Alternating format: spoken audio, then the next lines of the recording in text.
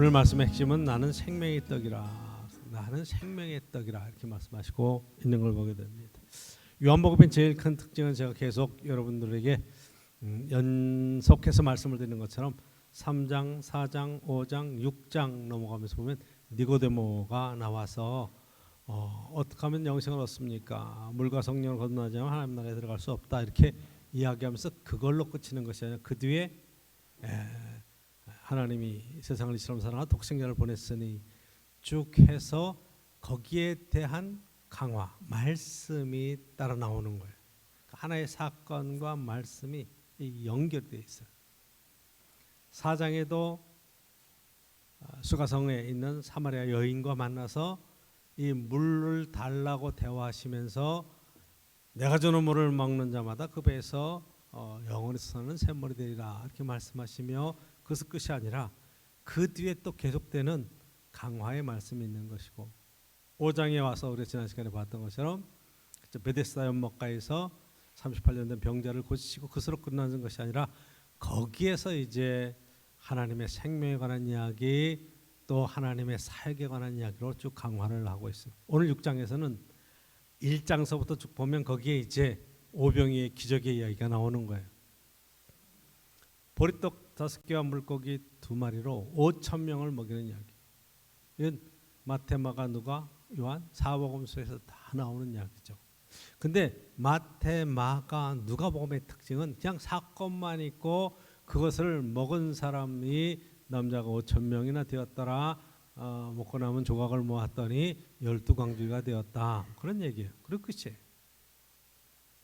근데 이제 거기에 한 가지 사건이 더 붙으면 예를 들어서 떡 7개로 4천 명이 먹고 7광주리를 거뒀다. 그 어떤 사건에 관한 이야기만 하고 있어요. 그런데 요한복음은 이 오병이의 기적 이후에 사람들이 쭉 따라 나오면서 이제 오늘 읽은 본문의 이야기들이 쭉 연결되는 것을 보게 돼요. 그러니까 이 아이가 갖고 있던 보리떡 5개와 물고기 2마리로 5천 명을 먹인 기적의 이야기. 와, 이렇게 우리에게 정말 한 끼 식사, 배고파서 방황하는 무리들을 불쌍히 여기시며 그들에게 먹을 것을 주어라. 저 사람들에게 다 나눠주려면 2,000데나리온의 돈이 부족합니다. 그렇게 떡을 사도 부족합니다. 우리로 말하면 2천만 원어치 사도 부족합니다. 그렇게 얘기할 때 너희가 갖고 있는 것이 무엇이냐? 아이가 갖고 있었던 물고기 5마리, 물고기 2마리와 보리떡 5개가 있습니다. 예수님께서 그것을 가지고 축사하시고 하늘 들어로 축사하신 뒤에 띄어 나눠주면서 5천 명이 먹었다. 그리고 12광주리가 남았다. 그건데 그 뒤에 이제 사람들이 예수님을 쭉 따라오면서 이제 요한복음의 이야기는 그 뒤에 거기에 대한 의미를 설명하는 거예요.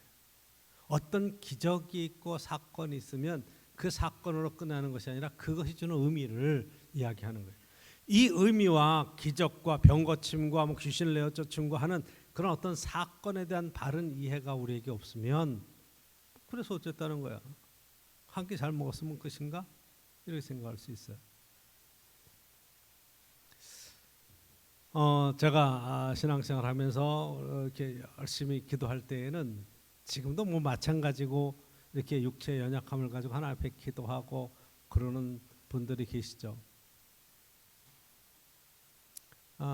심각하게 이 암에 걸려가지고 고생하던 친척이 있었어요.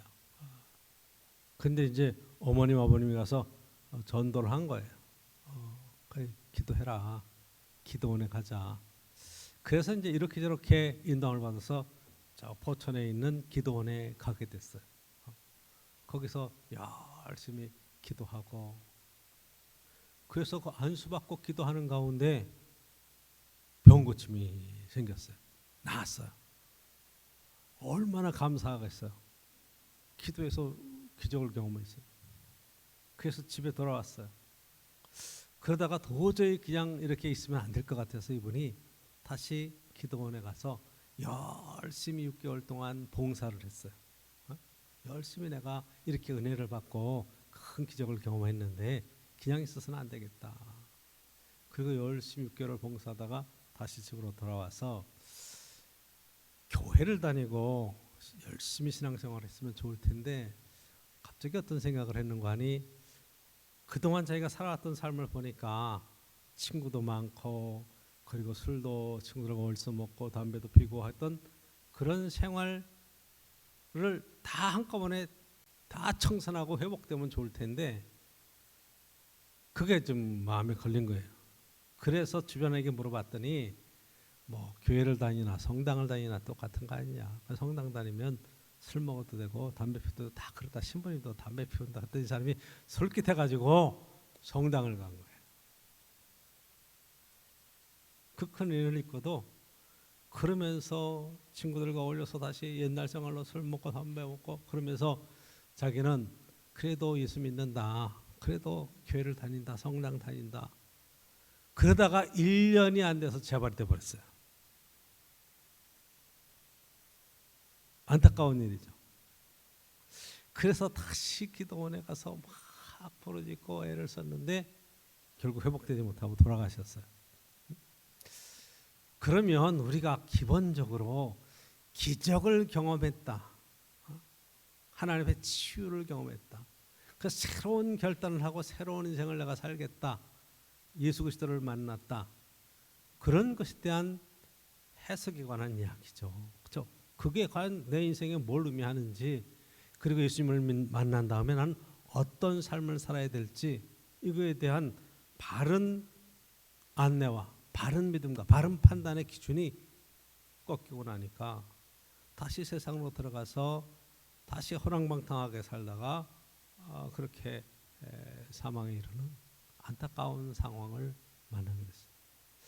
성경에 기적을 경험한 많은 사람들이 있잖아요. 안전병이도 일어나고 맹인이 눈을 뜨고 예수님을 따라 나설 때 예수님께서 따라오지 말라고 얘기하시고 하고 이것을 세상에 가서 보이라고 얘기하고 넌 집에 들어가서 사람들에게 내게 일어난 일을 그렇게 드러내기로 하라고 이야기하고 하는데 여러분 12제자의 그런 삶과 많은 무리들이 예수님을 따라다니면서 많은 기적과 표적을 경험했음에도 불구하고 오늘 말씀에서 보면 그것이 정말 의미하는 신앙생활의 이렇게 축복이라고 말할까? 신앙생활의 의미를 제대로 이해하지 못해서 지금 오병이의 기적을 체험하고 사람들이 많이 예수님을 따라 나선 상황이죠. 그때 예수님께서 그들을 향해서 너희들이 나를 따라하는 것은 표적을 본 까닭이 아니요 먹고 배부른 까닭이라. 한 끼 더 얻어먹을 볼까? 한 끼 어떤 내 문제를 해결해 볼까? 하는 그런 것으로 지금 나를 따라오고 있느냐? 이 말씀을 하시는 거죠. 굉장히 중요한 이야기죠.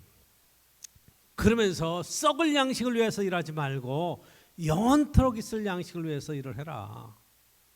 그러니까 예수님께서 지금 가르치는 거죠. 썩을 양식과 영원한 양식을 갈라놓으시는 거예요. 그 분별하는 거예요. 여러분들이 이제 일상생활을 우리가 회복되고 식당도 다니고 이렇게 식사도 하지만 여러분 한 끼 식사가 지금 뭐 보통은 돈 10,000원에서 왔다 갔다 하고 돈 10,000원 이하로 내려가는 건 찾기가 좀 힘든 그런 상황이 지금 되어져 있습니다. 한 끼 식사에 어쨌든 나가서 식사를 하면 그런데 조금 좋은 데 가서 식사를 하려면 1인당 20,000원, 30,000원 정말 고급 식당 가면 50,000원까지도 줘야 먹는 거예요. 더 좋은 데 가면 뭐 100,000원짜리도 있을 수 있겠죠. 그렇죠? 그러면 10,000원짜리 한 끼 먹은 거 하고 50,000원짜리 한 끼 먹은 거 하고 상황이 어떻습니까? 저는 우리 지방 목회자들이 어쨌든 이 여기에서는 뭐 뷔페 식당 같은 데 가서도 목사님을 대접한다고 그래서 대접을 하고 가서 이렇게 마음껏 차려놓은 것을 쭉 먹고 잔치집에 가서 쭉 이렇게 먹고 나면 집에 돌아오면 배가 더 고프더라고요. 신기하게 많이 먹은 것 같고 맛있는 것만 먹은 것 같은데 그냥 한 끼의 식사일 뿐이지, 그렇죠? 음식을 고급으로 잘 먹었다고 그래서 그의 삶이 더 풍요로워지고 영혼이 더 이렇게 풍성한 축복을 누리고 이러는 건 또 아니잖아요. 그 식사는 식사일 뿐이란 말이에요. 오병이의 기적을 체험하고 배부르고 다시 예수님을 찾아 나섰는데 어떻게 먹을 것을 찾을까? 어떻게 한 끼 식사를 해결해 볼까? 그 시대의 상황 속에서는 한 끼 식사의 의미가 굉장히 컸겠지만 오늘 본문에서 보면 예수님께서 썩을 양식을 위해서 일하지 말고 영원히 있을 양식, 썩지 않을 양식을 위해서 일을 하라. 그렇게 이야기하는 것을 보게 돼요. 그렇죠? 그러면서 썩을 양식을 위해서 일을 하라니까 그 다음 질문이 뭐냐면 어떻게 하면 하나님이 일을 하는 겁니까? 어떻게 하나님을 하오리까? 그게 여러분 28절의 이야기죠. 어떻게 우리가 하나님의 일을 하오리까? 여러분 하나님의 일을 한다면 어떤 생각이 들어요? 어쨌든 열심히 봉사하고 헌신하고 뭐 전도하고 대단한 일을 하는 것 같은데 예수님이 딱 한마디 하시는 것이 29절에 뭐라고 하시냐면 그렇죠? 하나님께서 보내신 일을 믿는 것이 하나님의 일이라. 그래. 그 예수 믿는 것이 하나님의 일이라는 거예요. 어떤 생각이 드십니까? 오병이어의 기적 이후에 쭉 이야기하시는 이 이야기를 끌어가시는 것이 무엇을 요한복음의 전체적인 주제는 영생에 관한 이야기거든요. 그래서 하는 얘기가 예수님께서 나는 하늘로서 내려온 산떡이다. 그래서 나를 통해서 생명의 양식, 영원한 생명을 너에게 주는 것. 이게 지금 예수님께서 이 땅에 오신 자기의 사역의 목표인 것을 쭉 설명을 하시는 거예요. 내게 오는 자는 결코 줄이지 아니하고 내게 오는 자는 결코 목마르지 아니할 것이다. 여러분 인생의 이 배고픔의 문제, 기간의 문제가 한 끼 식사하고 물 한 잔 마시는 것으로 해결될 것이냐? 아니 또 시간이 지나가면 또 배가 고프고 또 목마르고 계속 이 생활이 반복되는 거잖아요. 그래서 근본적으로 여러분 살기 위해서 먹는 것 같지만 한 끼 한 끼 식사가 진행될수록 사람이 사는 게 아니라 점점 나이가 들고 죽어 가는 거잖아요. 가만히 여러분 생각해 보십시오.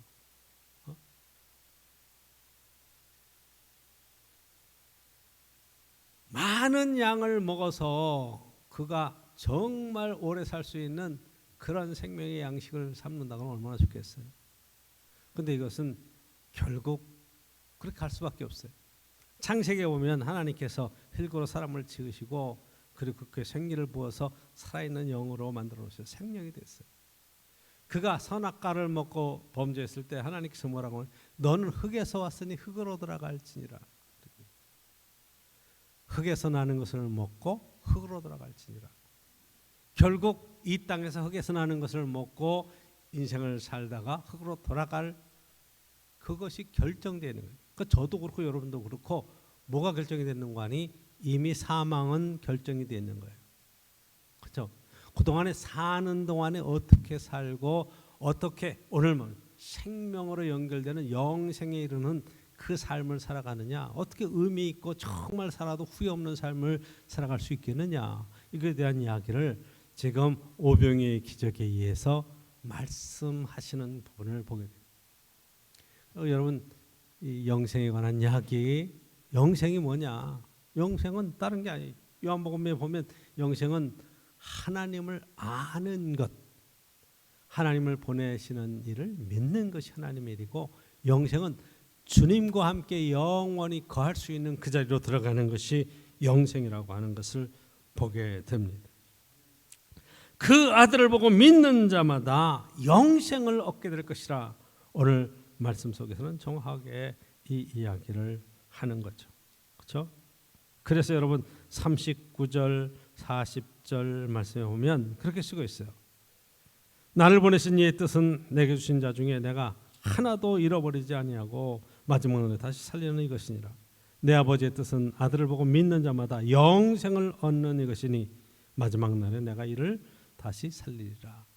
영생에 관한 이야기를 쓰고 있고 영원한 생명에 관한 이야기를 하고 있는데, 영원한 생명을 주시는 생명의 양식이 예수 그리스도, 예수님이시다. 나는 하늘에서 내려온 산떡이라. 이렇게 지금 말씀하시는 거죠. 자, 여러분 이 요한복음 6장을 쭉 끝까지 읽어보면 사람들이 예수님이 하늘에서 내려온 산떡이라고 그렇게 해서 이야기를 쭉 하시니까 이 말씀이 참 어렵다. 못 믿겠다. 그리고 막 떠나가요. 제자들 가운데서 떠나가요. 그 예수님께서 12제자 베드로에게 묻습니다. 너희들도 가려느냐? 그랬더니 베드로가 대답하죠. 영생의 말씀이 여기 계시오니 우리가 네게로 가오리까. 제자들은 떠나지 않아요. 이 말씀이 어렵다고 따라 나왔던 제자들조차 떨어져 나가는 상황이에요. 그러니까 이게 얼마나 심오한 말씀인가. 마테마가 누가에 있어서는 오병이의 기적의 이야기로 그쳐지지만 여기서는 그 먹고 영생을 누리는 영원한 삶과 생명의 양식에 관한 이야기를 쓰고 있다 이 말이에요.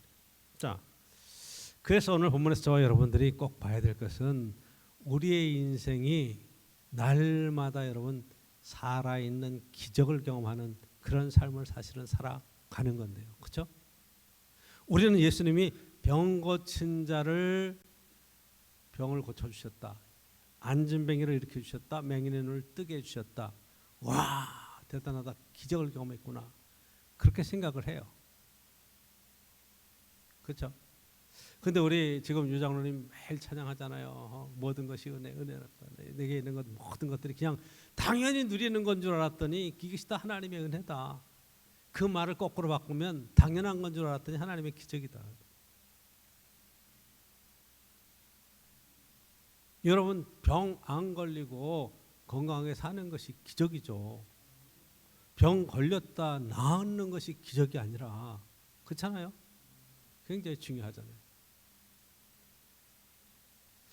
물론 병 들어서 그것을 놓고 간절히 기도하다가 회복되는 기적의 역사는 정말로 그 간절함 속에 살아있는 간증을 우리가 드려야 마땅하지만 여러분 더 적극적으로 얘기하면 건강하게 일상을 사는 것 자체가 이게 축복이고 이거 기적이라 이 말이에요. 소소한 일상이 기적이에요. 더 큰 기적이에요. 예를 하나 들어볼게요. 여러분 어떤 집사님이 교회를 막 이렇게 운전해 오다가 사고가 났어요. 차가 막 굴렀어. 그런데 기가 막히게 하나도 안 다쳤어. 그래서 교회 시간에 막 시간을 대서 왔는데 택시를 타고 그걸 대충 이제 차에서 보내고 택시를 타고 교회 와서 막 간증하는 거야. 목사님 너무너무 큰 은혜를 오늘 경험했어요. 사고가 나서 차가 굴렀는데 하나도 안 다쳤어요. 정말 차는 완전히 폐차되게 망가졌는데 하나님이 보여주셨어요. 너무 감사해요. 그런데 여러분 그렇게 해서 굴렀는데 보호받은 것도 굉장히 큰 기적이죠. 근데 사고 안 나고 매일 여러분 다니시는 게 더 큰 기적인 건 아세요? 사고 안 나고 야, 난 매일 그 길을 다녔는데 사고 한 번도 안 났네. 얼마나 큰 기적이에요. 할렐루야. 그러면 여러분 생각해 보세요. 난 날마다 사고 나서 날마다 굴르다가 날마다 기적을 경험하고 날마다 살아나. 얼마나 불안하겠어요? 얼마나 불안하겠어요? 그런데 나는 날마다 편안하게 안전하게 잘 다녀서 사고 한 번도 안 났어. 어느 게 더 큰 은혜예요?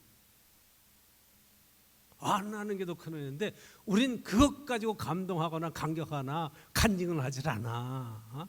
꼭 어떤 큰 사건과 일들을 겪고 나서 그 일을 통해서 하나님의 은혜를 깨달았다든지 경험했다든지 이렇게 얘기를 한단 말이에요. 그러니까 오병이의 기적, 여러분 5천 명이 보리떡 5개 물고기 2마리로 먹고 12광지가 남았다. 어마어마한 기적이다 라고 생각하지만 사실은 오늘 저와 여러분들이 매일매일의 일상에 일용할 양식을 하나님께로부터 받아서 정말 먹고 감사하고 누릴 수 있는 행복의 삶을 사는 것에 대한 감격이 있냐 이 말이에요. 이 사람들은 쫄쫄쫄쫄 굶다가 한 끼 먹은 거예요. 그걸 기적이라고 좋아하는 거라 이 말이에요. 근데 저와 여러분들은 매일 많이 드시고 어떻게 하면 덜 먹을까 생각하는 삶을 사는 것 자체가 어마어마한 기적과 축복 속에 사는 것이라. 그렇게 생각해 보면 여러분 모든 것이 은혜고 감사하지 않을 것이 없고 우리 인생 속에 주님께서 주시는 그 넉넉한 축복과 위로가 얼마나 큰가. 그러니까 여러분 욕심껏 사는 것이 아니라 모든 것이 은혜라고 하는 찬양과 더불어서 하나님 은혜 가운데 저와 여러분들이 기적이 일어날 때 그 기적을 바로 해석하고 바로 받아들이고 바른 믿음으로 고백하고 사는 것이 얼마나 중요한가요 말이에요. 김복수 권사님이 요즘 상태가 조금 이렇게 안 좋아지셔서 여러분 중보기도를 같이 해야 될 상황이 됐어요. 근데 이제 어쨌든 심적으로 많이 부담도 되고 그러시니까 이제 여러 가지 육체적인 그런 뭐 반응들이 일어나겠지만 제가 이렇게 통화하면서 이렇게 들어보면 그런 얘기를 해요. 목사님 나는 아무것도 아니에요. 여기 보면 젊은 사람들 들어와 있고 막 하는데 상태가 막 심각해가지고 그 사람들에 비하면 아무것도 아니에요. 그런데 그 사람들에게 비해 보니까 아무것도 아니죠. 사실 아무것도 아닌 게 아니잖아요. 얼마나 심각하고 위중한 상황이에요. 여러분 기도가 필요해요. 그렇지만 그 상황도 돌아보면 평생을 살아오면서 하나님의 그 큰 은혜와 사랑 속에 살아갔던 시간들과 또 앞으로 우리가 영생에 대한 소망을 가지고 믿음으로 살아가는 삶의 여정에 비해 보면 감사할 수 있고 간증할 수 있는 사람으로 바뀌어지는 것 굉장히 중요한 사실이라 이 말이에요. 그러니까 은혜를 간증할 수 있어야죠. 신앙생활은 예수 그리스도 안에서 내 삶에 어떤 의미로 해석하는가 굉장히 중요한 거예요. 하루하루의 삶을 살아가면서 저 여러분의 은혜의 아름다운 신앙 고백이 주 안에 영원토록 있기를 간절히 축원합니다. 그래서 썩을 양식을 위해서 일하지 말고 영원하도록 있는 영생의 양식을 위해서 일을 하라. 주님께서 그렇게 이야기하시는 것은 정말로 이 땅에 먹고 입고 쓰고 사는 것 때문에 아등바등하고 그것 때문에 기분이 좋아졌다 나빠졌다 그것 때문에 막 올라갔다 내려갔다 하는 그런 삶이 아니라 그 모든 것들을 우리에게 가능케 하시고 넉넉하게 채우시며 하늘에 나는 새도 먹이시고 그리고 땅의 백합화도 아름답게 입혀주시는 주님의 그 큰 은혜 가운데 오늘까지 살아온 삶의 은혜를 감사하고 그리고 주님 안에서 누리는 행복한 삶의 축복을 함께 누릴 수 있기를 간절히 축원합니다. 두 번째 오늘 본문 속에서 어떻게 하나님 일을 하겠습니까? 라고 물어봤을 때 예수님께서 하나님이 보내신 자를 믿는 것, 즉 예수 믿는 것이 하나님의 일이다 얘기하세요. 그렇죠? 그러니까 여러분 이 기적을 경험하고도 그 기적에 초점이 맞추면 그 기적을 베푸시는 예수님의 초점을 맞추면 예수님을 믿을 수가 없는 거예요. 자꾸만 다른 표적을 보여달라고 그러는 거예요. 다른 표적을. 그 모세는 광야에서 기도해서 백성들에게 만나를 주셨는데 우리도 매일같이 양식을 주십시오. 그런 얘기예요. 당신은 어떤 표적으로 하나님 안에서의 기적을 보여주겠습니까? 메시아라고 하는 표적을 보여주시겠습니까? 그랬더니 예수님께서 하는 얘기가 그 만나를 먹은 사람마다 다 죽었다. 그렇죠? 만나를 먹은 사람 다 죽었어요. 그런데 예수님께서 내가 하늘에서 내려온 산떡 생명의 떡에 대해서 나를 먹는 자, 이 양식으로 말미암아 너희들은 영생을 얻을 것이다. 다시 살아날 부활의 축복에 관한 이야기로 쭉 얘기를 끌어가시는 것을 오늘 본문에서 보게 돼요. 그러니까 하나님의 일을 한다고 말하는 것은 예수님을 진심으로 믿는 거예요. 예수님이 진심으로 내 삶의 주인이 되시고 내 삶의 그런 삶의 축복과 표준이 되어 주시는 것으로 고백하는 거예요. 오늘도 주 예수 그리스도라고 고백하잖아요. 그분은 내 인생의 주님이세요. 내 생명의 주인이세요. 그리고 이 땅에 사는 삶의 모든 것들을 주님께서 은혜로 우리의 삶을 인도하시다가 이 세상을 떠날 때 영원한 삶으로 이끌어 가시는 놀라운 은혜가 있어요. 그런데 그 영원한 삶의 축복이 지금서부터 연결되는 영원한 삶이에요. 지금도 주님과 함께 이 영생의 축복, 주님 안에서 누리는 이 믿음의 축복이 우리에게 있어야 된다 이 말이에요. 그 정말 믿는다는 게 뭐예요? 여러분 한번 가만히 생각해 보세요. 내가 예수님을 믿는다, 하나님을 믿는다. 내가 주를 위해서 일을 한다, 하나님의 일을 한다 그럴 때 여러분 어떻게 하는 것이 하나님의 일이에요? 여러분이 지금 막 힘들고 어렵게 직장하고 사업하고 뭐 이러면서 어쨌든 돈을 벌고 자녀들을 위해서 애를 쓰고 학원도 보내고 학교도 보내고 그래서 그 학교를 열어주려고 애를 쓰죠. 좋은 직장이 있어서 여러분 넉넉한 가정도 있지만 아이들 기를 때 보면 넉넉한 가정이 어디 있겠어요. 조금이라도 하나 더 해주려고 그러지. 근데 이 아이가 어느 날 중학교 딱 들어가서 2학년이 되더니 중이 정말 어려운 때잖아요. 아빠 엄마 내가 하나의 결심을 했는데 우리 형편과 삶을 보니까 도저히 이거 안 되겠어요. 제가 학교를 때려치고 아르바이트를 해서 가정경제를 일으켜야 되겠어요. 라고 사랑하는 아들과 사랑하는 딸이 이야기를 하고 학교를 때려치고 알바하러 나간다 그러면 여러분들이 마음이 어떻겠어요? 난 엄마 아빠를 위해서 일하고 싶어요. 내가 돈 벌어서 엄마 아빠 행복하게 해주고 싶어요. 그 이야기를 사랑하는 자녀가 한다 그러면 여러분의 마음은 어떻겠어요? 행복해요? 와, 참 효자답구나. 야, 너희들 대단한 생각을 했구나. 그래, 공부를 해서 뭐하냐? 인생 뭐 있냐? 잘 먹고 잘 살면 되는 거지. 그렇게 하는 사람 하나도 없어요. 그렇죠? 뭔 얘기야 지금? 엄마 아빠가 애쓰는 것은 너희들이 앞으로의 인생을 행복하게 좀 더 잘 살 수 있도록 그렇게 애를 쓰고 있는 거고 그 길을 열어주려고 지금 함께 애를 쓰는 건데 여러분 행복이라는 게 어디 있어요? 열심히 이 아이가 일해서 가정의 행복을 위해서 아버지의 엄마의 행복을 위해서 지금 일해서 소득을 가지고 이렇게 한다고 그러는데 그게 부모가 원하는 게 아니잖아요. 지금 우리가 많이 착각하는 게 이 땅에 저와 여러분들이 정말 세상에서 수고하고 애를 쓰고 노동을 해가지고 뭐 하나님 전에 뭘 드리고 그래서 뭘 하나님을 기쁘시게 하고 뭐 이런 쪽으로 자꾸 생각을 해요. 근데 여러분 그런 게 중요한 게 아니에요.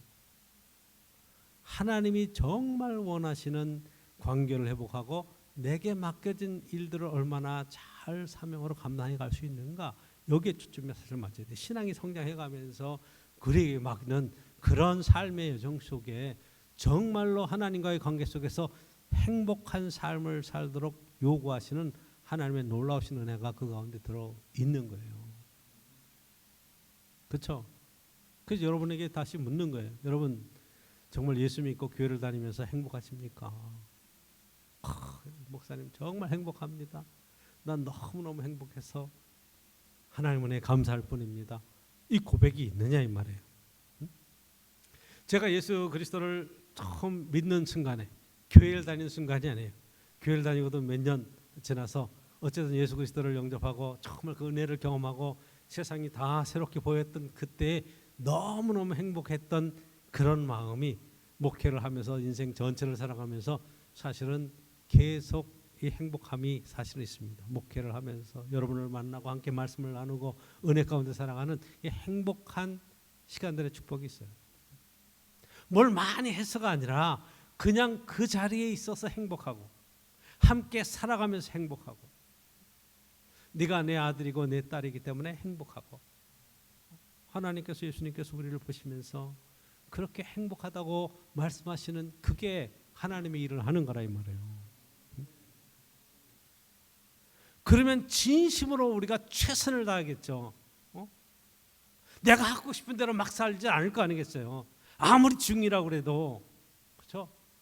내가 엄마 아빠 실망시키지 않으려면 내가 가장 잘할 수 있는 것 정말 최선을 다해서 내 인생의 길을 어떻게 살아갈까 하는 것들을 하면서 그때 애를 쓰고 하겠죠.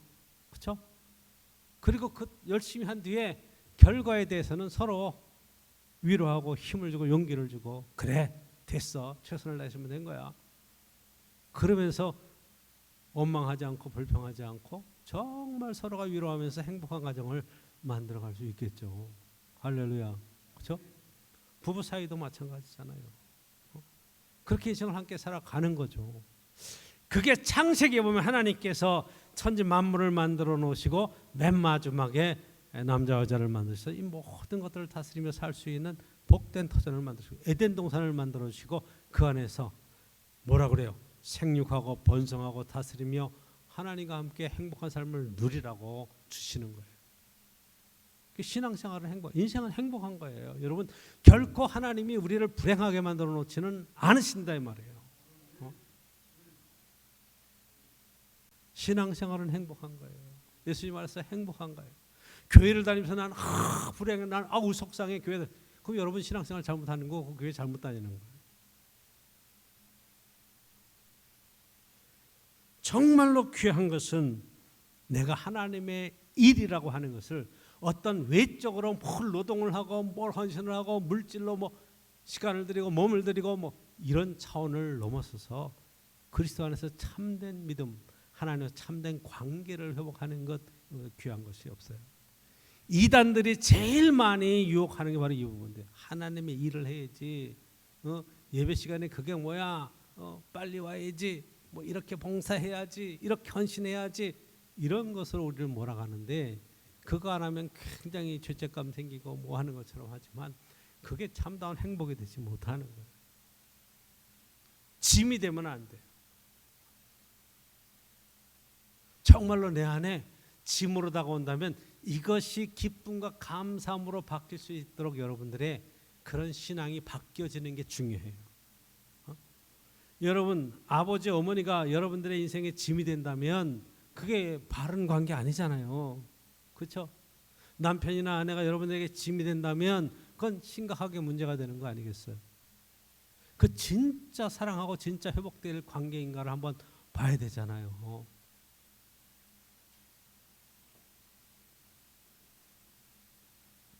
생명의 떡으로 오시는 예수님은 세상에 생명을 주시는 거예요. 그렇죠? 살 길이 내가 길이요 진리요 생명이니 나로 말미암자는 아버지께로 갈 자가 없다고 말씀하시는데 여러분 생명의 양식으로 주시는 주님께서 우리에게 이 땅에 사는 길을 열어주시고 그렇죠? 하나님께 이르는 영생의 길을 열어주시고 다시 살 수 있는 부활의 길을 열어주시고 우리에게 사는 길을 열어주시는 예수 그리스도를 믿고 믿음으로 가면 여러분 사는 길이 열리는 거예요. 죽어도 살겠고 살아서 나를 믿는 자는 영원히 죽지 아니하리라 이야기하시는 이 생명의 길이 우리에게 있어요. 그래서 여러분 정말 힘들고 어려워 죽겠는 상황이 되면 주님께 나와서 여러분 이 사는 길에 우리의 삶의 목표를 두고 주님과 함께 동행하시는 귀한 은총의 역사 있기를 원합니다. 세상에서 주는 떡은 먹고 다시 배가 고파요. 그런데 예수님이 주시는 떡은 영생의 양식이 돼서 영원히 배부르지 않아요. 배 고프지 않아요. 이 물을 마시는 자는 영원히 목마르지 않을 거예요. 거기에는 뭔 얘기예요? 참 만족이 있는 거예요. 참 행복이 있는 거예요. 내가 진짜 예수 믿고 이 참 행복과 참 기쁨과 감사의 자리에 섰는가 이게 신앙생활의 체크가 돼야 돼요. 제대로 믿는가를 봐야 돼요. 신앙생활은 큰 기쁨과 감격이 있는 복된 삶입니다. 아들을 보고 믿는 자마다 영생을 얻는 이것이 마지막 날에 이를 다시 살리리라. 40절에 있는 이야기. 그렇죠? 마지막 날에 내가 이를 다시 살리리라. 영생을 얻었다. 영원한 생명을 얻었다. 예수 그리스도가 내 안에서 영원한 생명을 주셨다. 이 신앙생활의 아름다운 믿음의 기쁨과 고백이 온전히 주님께 드려지는 아름다운 신앙생활을 살아갈 수 있기를 간절히 축원합니다.